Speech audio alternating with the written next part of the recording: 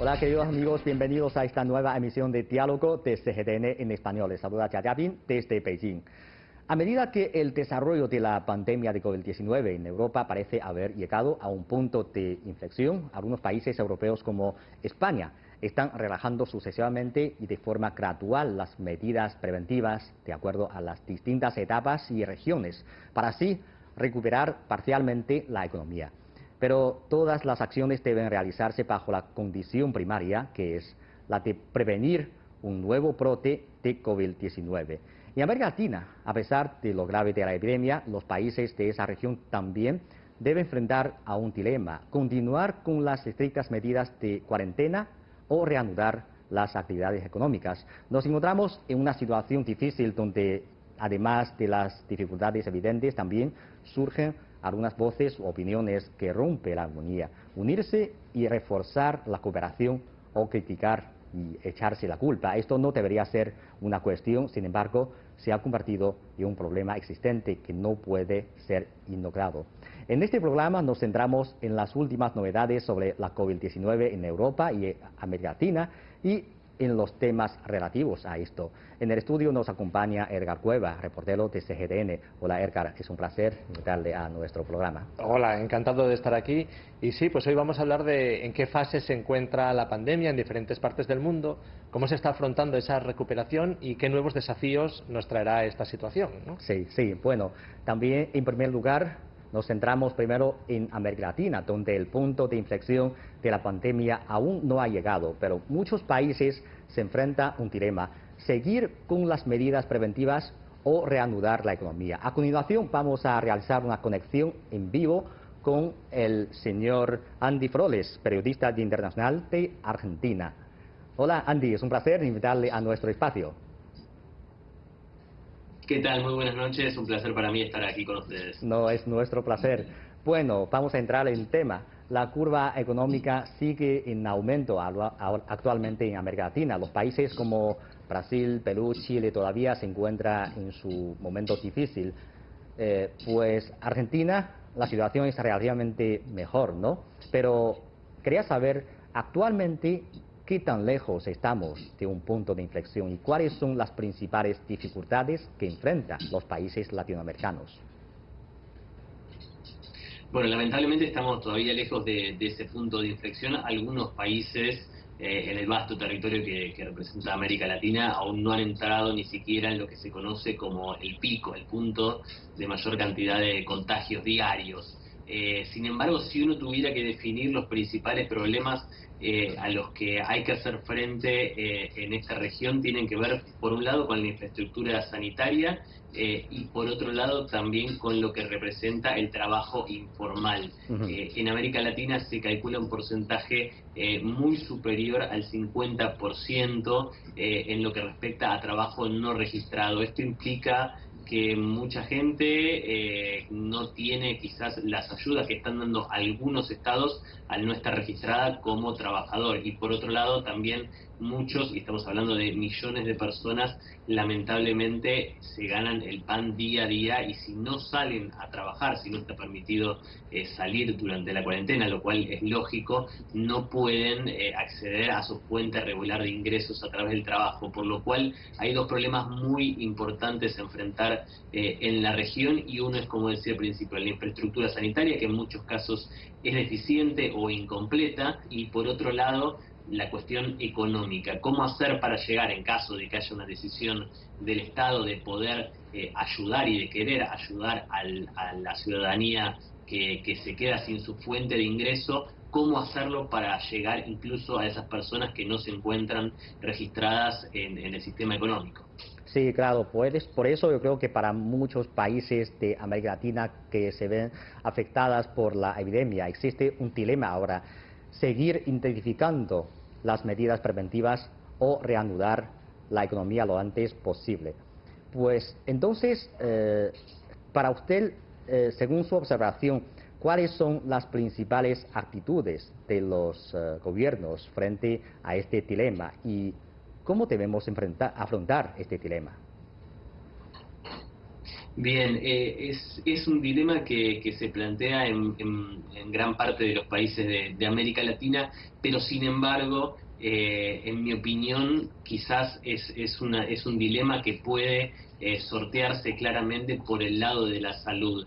Analicémoslo puntualmente. Brasil, si uno analiza la economía brasileña desde enero hasta marzo, la caída es de entre 1 y el 2%. En otros países en donde se decretó y se impuso la necesidad de mantener una cuarentena obligatoria, un aislamiento obligatorio, si bien la economía por supuesto también cayó, se lograron salvar vidas, y es por eso que digo que ese planteo dicotómico quizás en muchos casos se da por el lado positivo de la salud, es decir, se cuida la vida de los ciudadanos y por supuesto la economía se resiente, pero en otros lugares en donde se opta por que no haya una cuarentena, un aislamiento obligatorio, la economía también se resiente. Sí, bueno, a base de las experiencias de China, yo también tengo unas reflexiones y quería compartir con usted y con los televidentes, pues, porque creo que China ha podido controlar la epidemia en poco más de 2 meses gracias a las medidas decisivas de confinamiento en la ciudad de Wuhan y en la provincia de Hubei, porque estas medidas eficaces han podido cortar de inmediato la ruta de propagación del virus desde las regiones más afectadas hacia las otras regiones, lo que ha atrasado visiblemente la propagación de la epidemia en los otros lugares de China y en el mundo.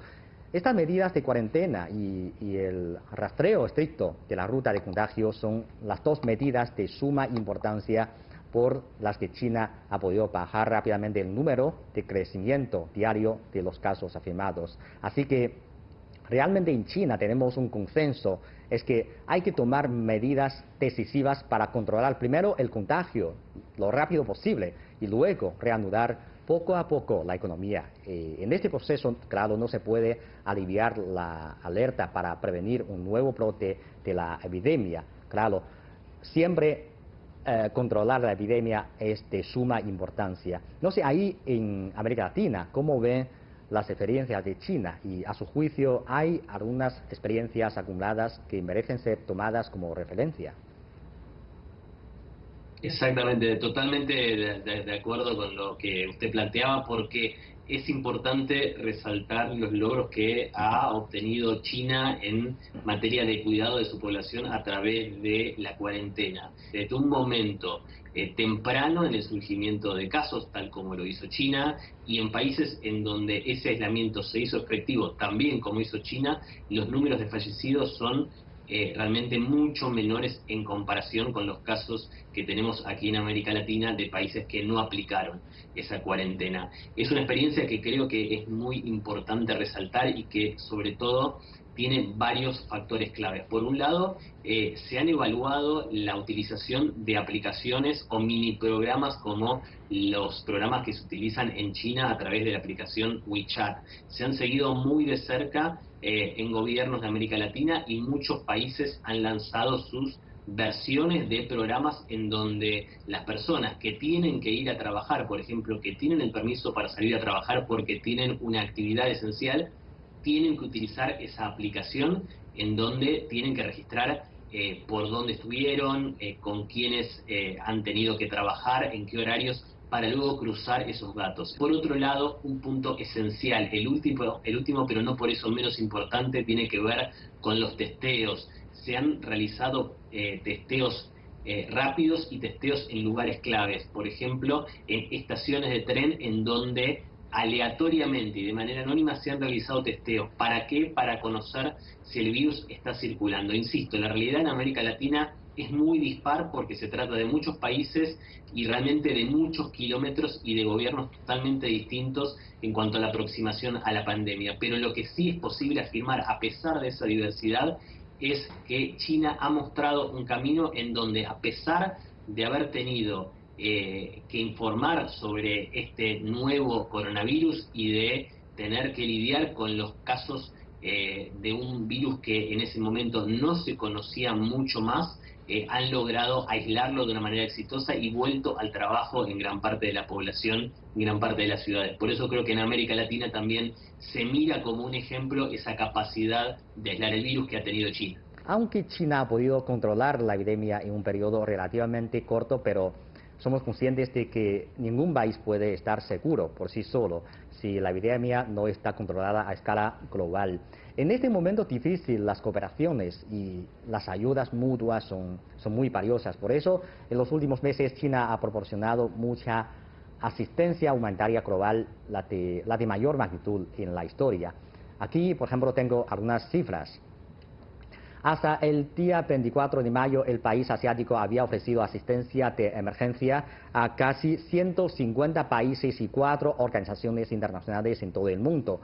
Y los expertos médicos de China realizaron videoconferencias con profesionales de más de 170 países con los que compartieron experiencias y medidas de tratamiento médico. Y además, China ha enviado 26 equipos de asistencia médica a 24 países, permitiendo que los expertos médicos de China puedan ofrecer ayuda directa. Pero al mismo tiempo también se escucha opiniones que dicen que China está aprovechando estos apoyos internacionales para imponer su influencia en el mundo. No sé si ahí también se escucha este tipo de afirmaciones. ¿Y qué opina usted sobre este tipo de opiniones?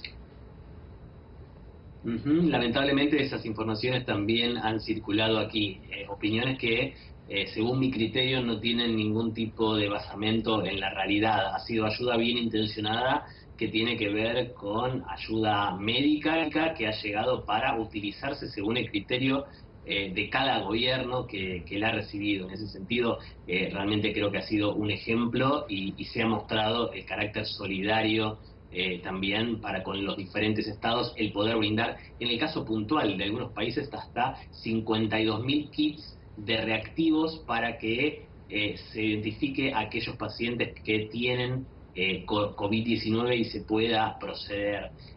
Creo que ha sido una gran ayuda. Y por otro lado, resaltar algo fundamental. China está planteando la necesidad de que en caso de descubrirse una vacuna, sea un bien público, es decir, que no se haga un negocio con la vacuna, y creo que esa actitud de China es una actitud que hay que destacar y que celebrar, porque realmente muestra el carácter humanitario de esa decisión y muestra que la vacuna no puede ser un negocio, que no puede haber patentes y lucro por detrás de eso, sino que tiene que ser, como bien dice, como bien plantea China oficialmente, un bien público que directamente llegue a las personas que más lo necesitan, independientemente de que la persona o el Estado pueda pagarlo, sino que pague el precio justo de lo que es producir esa vacuna y que realmente llegue a todos de la manera más rápida posible. La ayuda y la posición que está tomando China respecto a una posible vacuna del COVID-19 y también a las donaciones de reactivos o respiradores también, elementos fundamentales en el combate del COVID-19, ha sido una política realmente que es para admirar y que nada tiene que ver con la utilización política. Sí, recordamos que en los primeros momentos del brote de la epidemia en China había escasez de recursos médicos y estamos muy agradecidos por las donaciones que nos proporcionaron los diferentes países del mundo. Y cuando la situación de China estaba mejorando, el país comenzó a realizar donaciones y proporcionar asistencias a otros países. Yo creo que es algo que me parece muy natural y necesario en este momento crítico del mundo.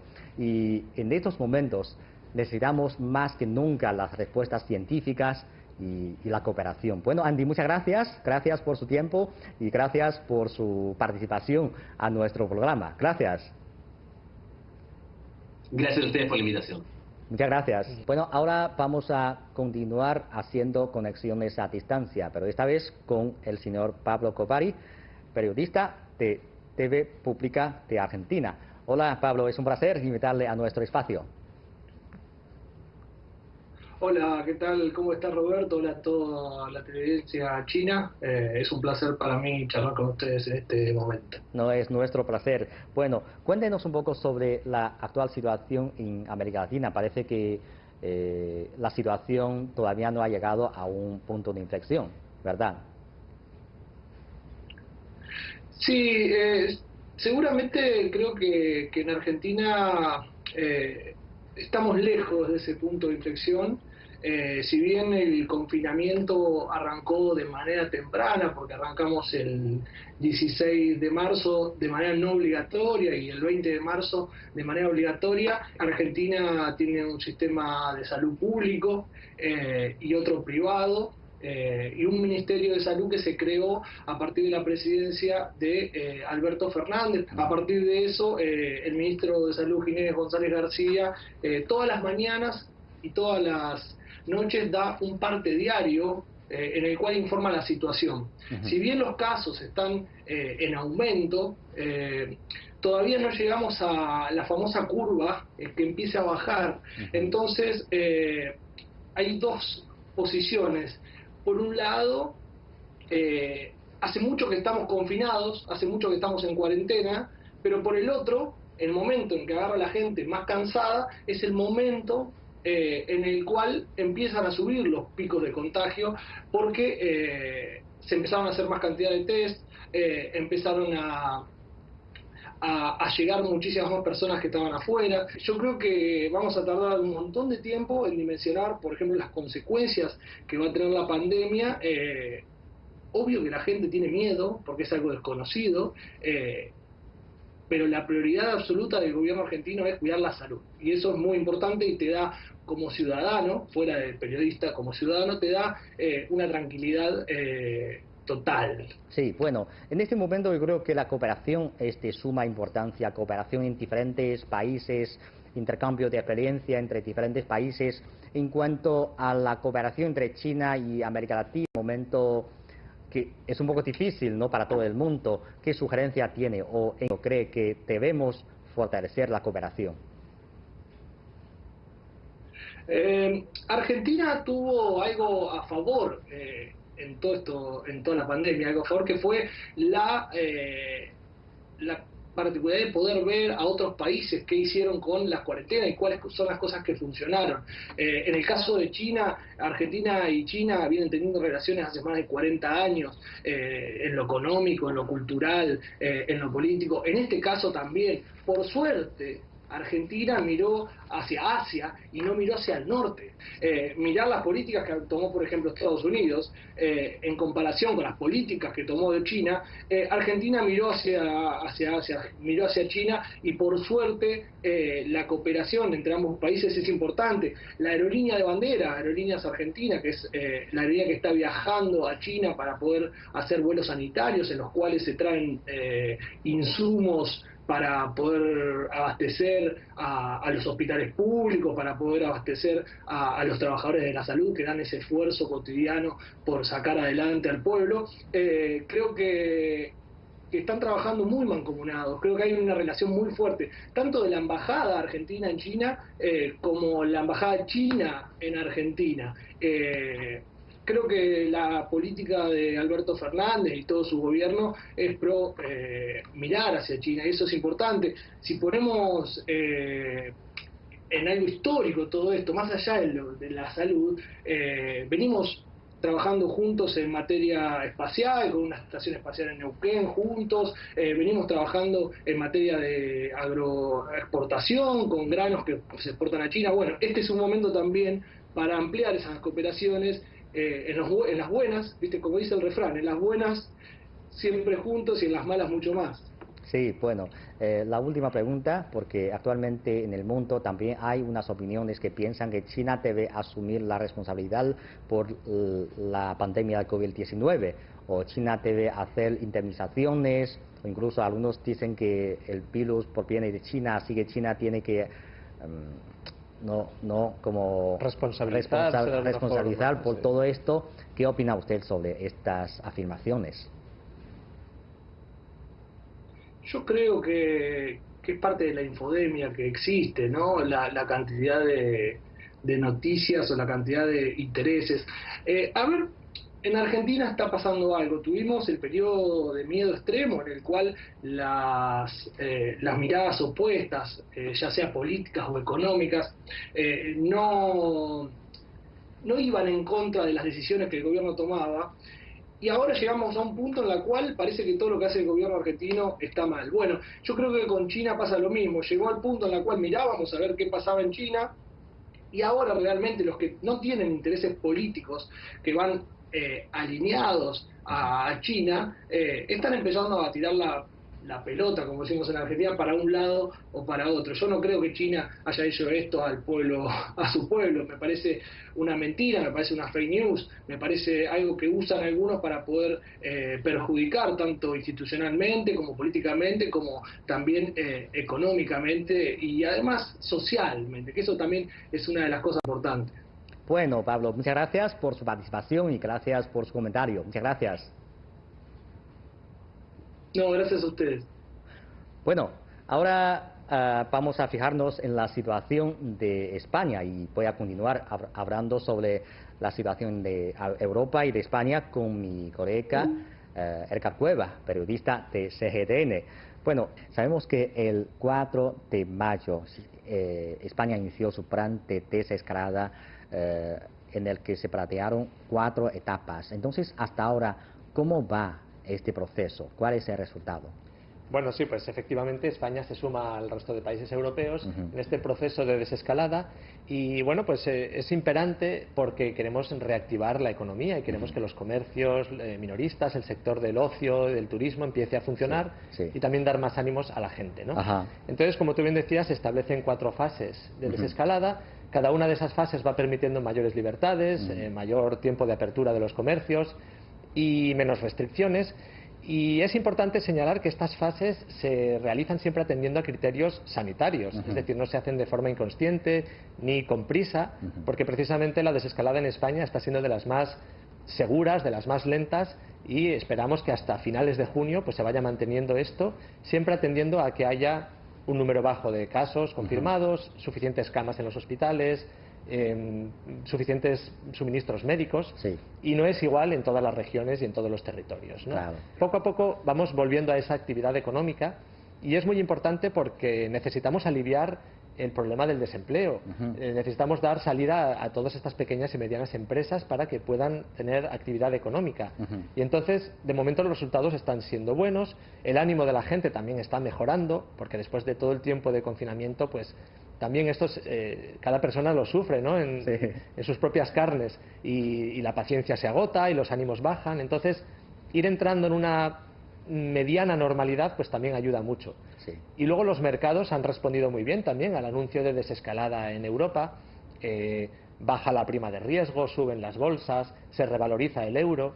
Es decir, estamos viendo que las consecuencias poco a poco están mejorando, pero como digo, siempre de una forma muy cauta. Es decir, estamos siendo muy cautos porque, al igual que podemos avanzar en estas fases, también se puede retroceder. Entonces tenemos que estar preparados para reaccionar en caso de que haya alguna emergencia médica, de que vuelvan a subir los contagios, pero esperemos que no sea así y que estemos preparados para entrar en esa nueva normalidad a finales de junio. Durante este proceso de la lucha contra la epidemia de COVID-19 también aparece sucesivamente unas voces u opiniones que no tienen nada que ver con esa lucha contra la epidemia y también rompe la armonía de los esfuerzos conjuntos de este trabajo. Entonces, para usted, ¿de qué manera estas palabras o estas voces influyen o afecta a la lucha contra la epidemia en global? Sí, es cierto que todos hemos escuchado noticias, testimonios, opiniones de diversas instituciones en los medios, que parece que lo que buscan es precisamente el conflicto, ¿no? Culpabilizar a unos o a otros, buscar el origen de la pandemia, criticar las medidas tomadas en uno u otro país.